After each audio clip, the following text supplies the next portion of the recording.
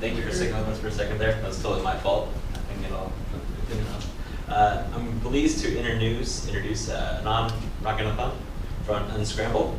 He's the VP of Solutions at Unscramble LLC, which is a startup building solutions incorporating a variety of big data platforms and real-time analytics for different industries. He's a data scientist, big data developer, architect, and researcher, all rolled into one person. He's worked with over 100 customers worldwide to design, implement, and deploy big data and real-time analytics solutions involving technologies like Kafka, IBM, Streams, Hadoop, and Spark. He'll be presenting a talk titled Data Science Out of the Box, Case Studies in the Telecommunications Industry. Please join me in welcoming Anand. Thank you all for sticking out so late. I know our crowd has been reducing with each passing hour, so I appreciate you staying on. So I'm VP Solutions and one of the co-founders of this startup called Unscramble. We focus on building real-time analytics, especially stream processing analytics for various industries. So we take a very industry-specific approach where we try to build some interesting and useful machine learning pipelines for specific industries. So telecommunication is one of the first industries we worked on. We also work in banking, healthcare, retail, but telcos is the place where we've had the most number of customers and most impact. So this talk is going to be about telcos and how we are trying to get different telcos around the world to reuse our same machine learning pipelines. So telcos around the world have different access to various kinds of data, both from prepaid subscribers and postpaid subscribers. They have access to calling records, SMS records, data usage information, purchase data, recharge and top-up data. That's more for prepaid subscribers. For postpaid subscribers, they have access to the plan information, whether they have family plan or not, or whether they have data pipeline or voice pipeline, and so on.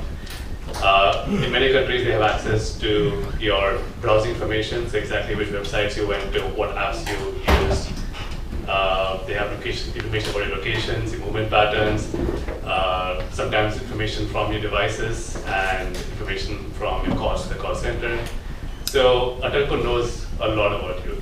So that's the motto over here. But at the same time, they have lots of challenges in making use of this data to gain business value.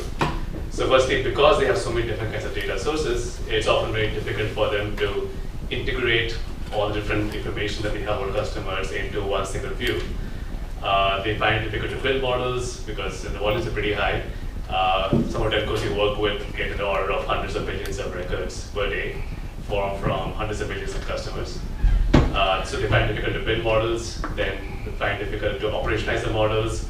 They find it difficult to integrate the insights that they get from the models into their action pipelines. So even if they have a model that does churn prediction or does some kind of customer lifetime value, they often don't know how to use that in marketing campaigns or in other for fraud detection or for some other use cases, because those are two separate systems. It's one system that gives you churn scores, it's another system that might use it, and integration is always tricky. So because of that, they find it very difficult to act upon the insights and to finally get business value. So those are challenges faced by telcos in specific, but actually pretty much any enterprise when they want to actually gain value out of data science and not just PowerPoint presentations. So what do telcos like to do with the data that they have access to? So the kinds of use cases are similar to what you've heard in media talks today. There's things like churn detection or churn prediction, customer lifetime value, propensity modeling. But there are also a whole bunch of more telco-specific or very interesting use cases. So firstly, they want to make every interaction with the brand very targeted, precise, and contextual, so as to increase and improve customer loyalty and experience. So for example, one of the use cases that we work with is predicting which customers might be traveling internationally in the next few days, and would those customers be interested in a roaming data pack. Predicting whose data packs are going to be exhausted in the next 12 hours, and giving them an alarm or giving them an opportunity to upgrade the data pack so that they don't get faced with undue charges if they exceed their data volumes or data quotas.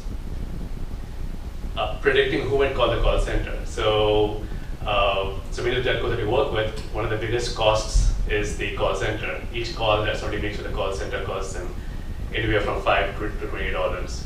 So they like to predict who might call the call center for billing issues or for troubleshooting issues or for complaining about the experience. So those are some of the use cases that we work with telcos, just to give you an idea.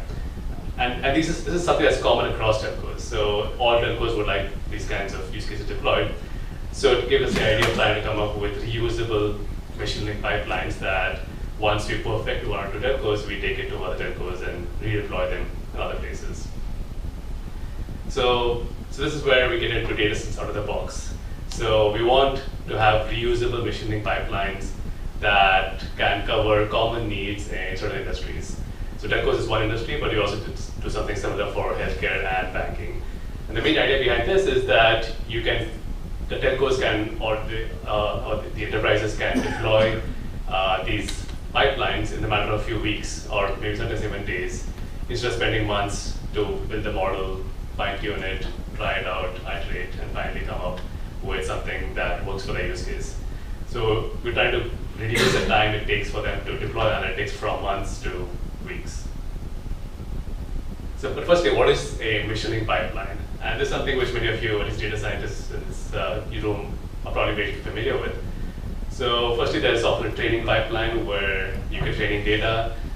You might perform some operations on it, like parsing, cleaning, and transformations. You extract features, and you train the model. So that's training pipeline. And then there's a scoring pipeline often where you might get test data either from the same source or from some other source. You might have to apply slightly the same or slightly different parsing, filtering, and transformations, extract features, score the model that came from training phase, and then you get the predictions. So this is fairly conventional pipeline, and most pipelines that you see, at least in tutorials or in books, follow this paradigm where you have a training phase and you have a testing phase, and they might either use the same data set or use different data sets. So for that kind of pipeline, what we do for telcos is we've come up with about 40 different readily deployable machine learning pipelines that we say or we hope can be deployed in a matter of weeks with a telco, assuming they give us a data infrastructure. So this includes some examples. This includes things like clickstream and interest models. So just like Facebook and Google and everybody else knows the kinds of websites you visit, telcos do so too. So they're able to look at the data, build profiles about what kind of apps you've downloaded or kind of using, what kind of websites do you go to, and based on that, figure out what are you interested in right now, based on what you're browsing, what are your long-term interests or short-term interests. Then we have models, social networking models.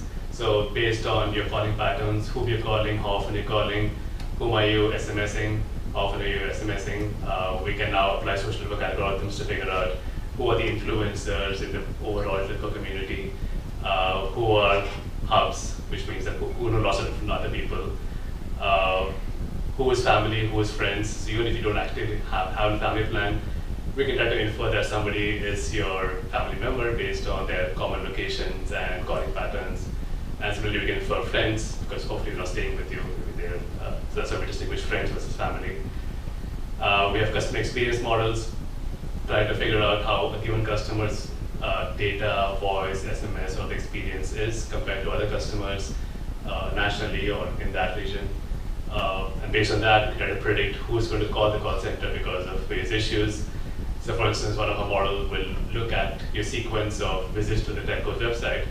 And for instance, if you go often to the bills page and click on that several times in a given day, it's going to make a prediction that, okay, this person is likely to call the call center for a billing issue the next day or two. So the agent can be ready.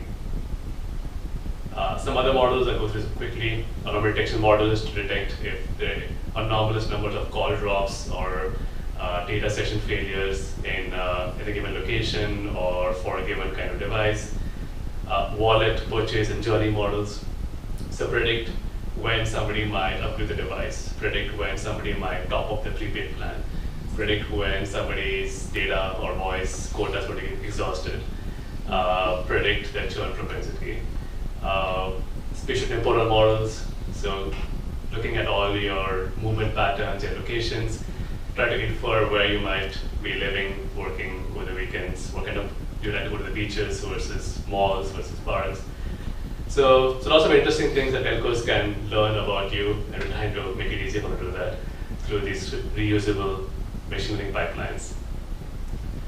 So based on this, telcos can figure out for a given customer, where does he or she live or work, what are his recharge patterns, who are the close friends, who are close family. For a given location, it can again infer the kinds of demographics and location, what are the travel patterns, most of the people living in that location, commuters, or do they work in the same area, or do they stay at home. Same thing for a retailer or for a given business outlet. Using Telco's data, you can figure out for every customer who went to Starbucks, where were they 10 minutes before, where do they go 10 minutes after. So lots of information that's useful for retailers as well.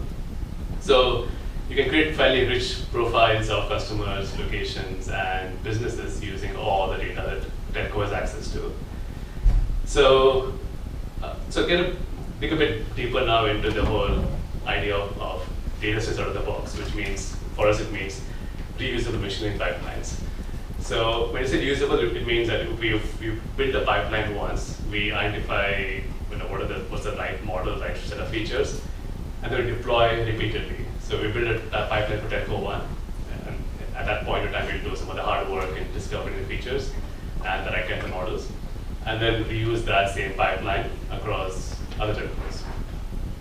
So typically, any kind of data science, there are often two stages. There's what I call the art stage, where you're creative in terms of trying to come up with the interesting features, interesting ways of defining the problem, interesting ways of transforming your data, exploring different models, and then once you try different approaches to tackling the problem, and finally you might finalize on one certain kind of pipeline that gives you the best results. So that's a very arty phase in the sense, you're creative. There's some science behind many of this, but there's a lot of creativity involved in this.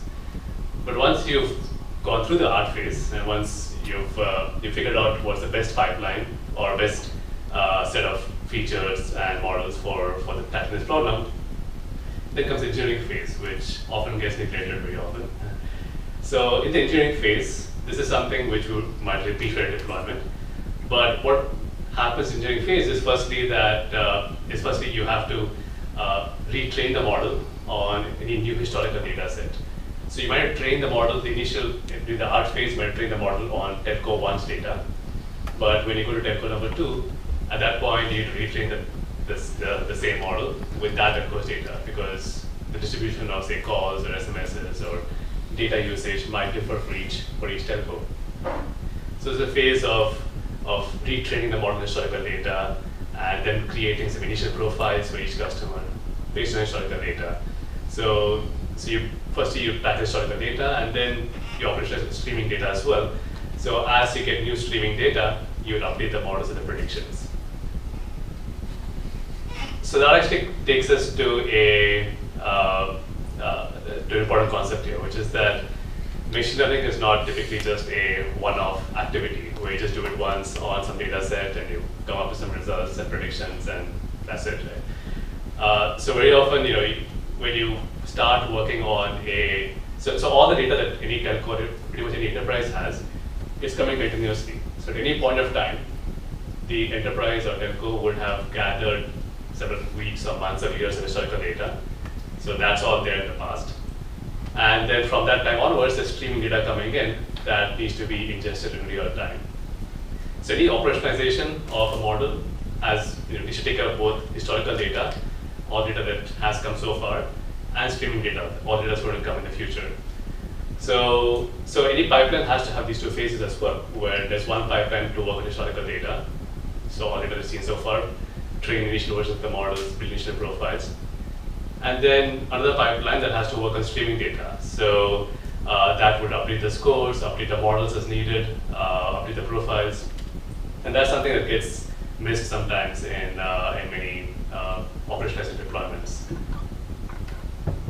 So we assume that most enterprises follow, or we recommend that most enterprises when we work with follow the Lambda architecture, which you might have to be familiar with, where there's often a hot path and a cold path. There's as data keeps coming in, there's a path of the data that gets written to historical data storage, CSS, TFS, and then there's a real-time streaming path where you want to apply real-time scoring or analytics to get some predictions as quickly as possible.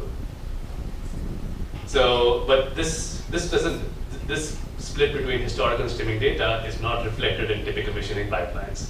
So in this conventional pipeline where you have a training pipeline and test pipeline, this doesn't capture how you might update features in real time. How do you handle streaming data? How do you update features? How do you update the models? How do you update the predictions? So what we did was to first redefine some of the common pipelines to handle both historical and streaming data. And we came up with this taxonomy that there could be three frequencies at which you do both model building and model scoring. So the most complex case is where you do both online. So you do online model building and online scoring as well. And a common use case of that is time series predictions, like the previous, or time series based anomaly detection, like the previous talk we saw. But as data keeps coming in, you might potentially update anomaly model and also potentially update whether something was an anomaly right now. There are other use cases as well where you might frequently or periodically update the model and score it online, or frequently periodically update the model and score also frequently periodically. So I think one of the examples is we have a top-up prediction model that will predict if somebody might top up their prepaid plan or top up their data quota in the next 12 hours or in the next 24 hours. And that's a model that we typically learn once every 6 hours, once every 12 hours, depending on the refresh frequencies. So that way we can capture the any changes in behaviors of customers globally very quickly. But that model is scored online. So what it means is that, in this case, it's like a decision tree model that gives us this yes or no, whether somebody's going to top up or not. And we would refresh the model every 6 hours, but score online. So every time a customer does an activity, every time he or she does a voice call or the balance gets depleted a little bit, we'll update the score of whether he or she will refill or top up in the next 6 hours. Another example of periodic model building, periodic scoring is user interest models. So for instance, we look at your past app purchases, app downloads, browsing activities, and based on that, we figure out somebody's top interests, say sports or politics or news. And that's something which we'll refresh every 6 hours, every 12 hours based on the most recent browsing or app activity. So like that way, we have this categorization of both model building and scoring. And for each of these categories, we have very separate or individual kinds of pipelines. So at this point, let's quickly introduce our platform that we use. So we have a product called Unscramble Brain, which has three main components. It has a stream analytics engine, which has the different kinds of pipelines that I showed you. And it has two kinds of profile stores. So many enterprises have a notion of profile stores where they maintain information about customers or their entities. And what we found is that what we felt was that there are often two kinds of profile features that are useful, especially for various machine learning or analytic tasks. There are aggregate features. So for instance, as an example, when you do churn prediction, some common features you might use are the number of calls that somebody made in the last day, in the last week, the last month, compare whether that, and see whether the trend is decreasing or increasing. You might use other features like the number of recharges that somebody did recently, how many calls you made to the call center, and so on. So there are several kinds of features that are aggregate features. So those are things like where you count or you sum the number of times somebody did something in the last hour, the last day, the last week, and the last month. And for those kinds of features, we have a specialized store called the aggregate store. And for all the other profiles, which are more discrete, like the churn score, which is this number, we use a separate profile store. So the three components within Brain, there is this Python-based machine learning pipeline framework, which has templates for those 6 kinds of machine learning and scoring pipelines, whether it's online, periodic, or batch-based. There is aggregation store, which is based on a open source database called LevelDB, which is very useful in doing real-time aggregates on different time scales. So for instance, it'll maintain in one place, it'll maintain the average, say, the number of drop calls somebody had in the last 10 minutes, in the last hour, the last day, the last week, the last month, and the last year. So as a data scientist, now you have access to all those kinds of features. You can choose to use in your churn model the number of drop calls somebody had across all these time scales, which we found very, very useful. And then we also have another profile store, which is based on Redis or Redis, depending on how you pronounce the E. And that's called Pinpoint. And there we store discrete profile information like the last location, predicted home locations, work locations, and so on. Now for each of these kinds of pipelines, we have some templates. So we do online scoring, online learning. There is typically a one-time initialization phase where historical data gets processed, and we create and maintain some initial features in our profile stores. And then as streaming data comes in, we would, in an online fashion, retrieve those features and then create and score the model in real time. So so an important part over here is remember that we have this profile store that acts sort of as a bridge between both historical and streaming data. So historical data is used to populate and initialize the profile stores, and then streaming data can, in the streaming pipeline, we can refer to those profile stores and update them in real time, and use those profiles to build and score the models. Similarly, we have a similar pipeline for periodic learning and online scoring. So here we might, one time we would initialize all the features from historical data, create some initial profiles, build an initial model using the historical data only, and then in real time, there's going to be streaming data that's coming in, referring to the model and the features. But this periodic model phase is going to be instantiated once every 6 hours or once every day. So every 6 hours every day, we're going to refresh the model based on the most recent values of all the features. Similarly, there's a periodic learning, periodic scoring pipeline, which I'll skip through, look similar to some other ones. So we have these templates that we find pretty useful for operationalizing our models for any new customer or for any new environment very rapidly. And this is something that helps us deploy the analytics in a matter of weeks instead of the months it often takes. So finally, I'll just give you a couple of examples of some telcos where we've tried this approach where we build the model, build the pipelines in one place, and deploy them in some other places. So this is one example of a telco in Southeast Asia, which had about 60 million subscribers, getting up anywhere from 10 to 100 billion records per day for various kinds of data sources. And we deployed about 15 different pipelines for them. And some examples of results from these pipelines.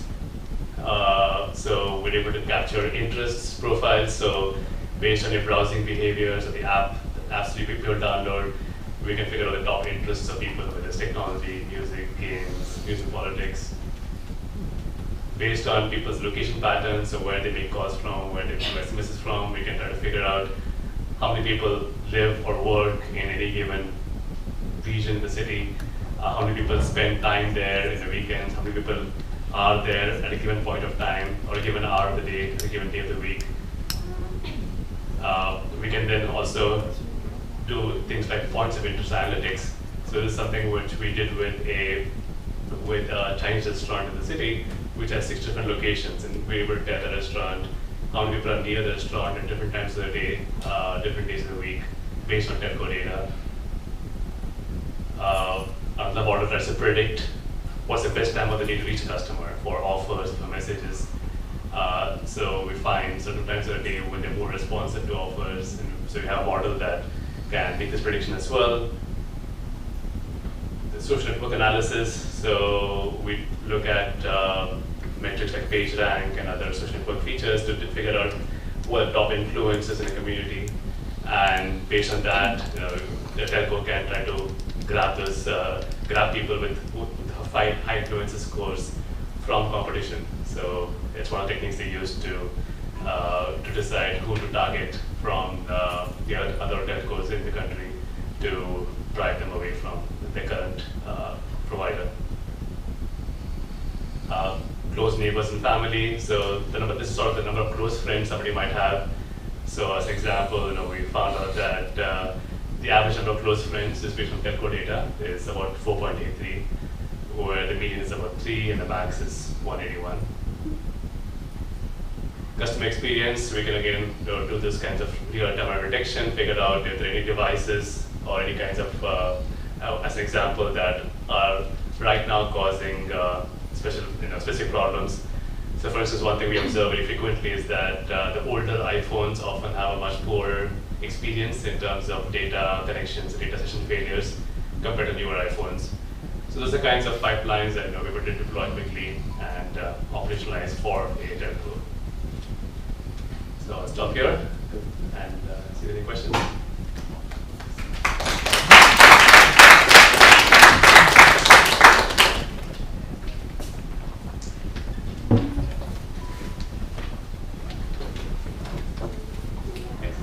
So these templates can consider only certain data set. Like, what happens if I want to pass on a new data set and enable these templates to work? Is it possible?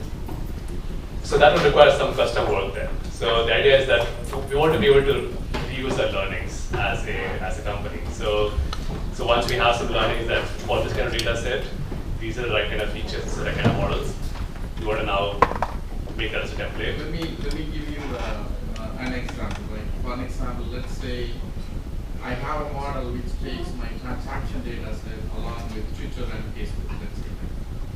And I see a great result, and now I want to introduce Instagram data set. Like, using your template, how long it would take for you to customize? Yeah, so that again goes back to data science efforts. So you have to, it could take several weeks because you have to collect the data, But what our framework does help with is that it's already collected the features from other data sets. So let's say in your example, you have 3 data sets. So you already have the relevant features for that person for the 3 data sets. Right. Now you have to figure out what are the right features for the 4th data set to add to an existing model. So it saves some effort, but there's still some extra custom work required to introduce a new data set.